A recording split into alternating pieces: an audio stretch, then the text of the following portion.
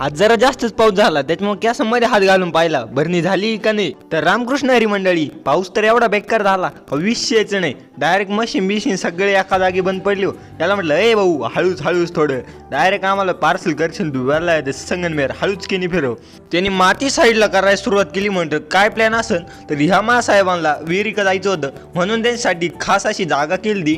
ते तर खाली गेले पण आमच्या यांनी स्कॅम केला. डायरेक्ट बोकांडी घालायला सुरुवात केली. हो म्हटलं ए भाऊ थोडं लांब राही ना आमच्यापासून, भीती वाटते ना आम्हाला. थोड्या वेळाने कन्नाट घरी गेलो आणि घरी येऊन परत मला 20-25 मिनिटांनी फोन आला, मला पटकन वावरामध्ये या सीन झालाय. म्हटलं काय तर इथं ट्रॅक्टर पंक्चर झालाय आणि एकाच ट्रॅक्टरने फायरिंगचे वलं घेतले हो आणि भाऊनी इथं बांधायला सुरुवात केली. म्हटलं बांधा रापार ताईत बांधून झालेली. म्हटलं यांना पहिलं वरती घ्या नाही तर उद्या आपल्यामध्ये वलं घ्यायला नाही दिसायचे.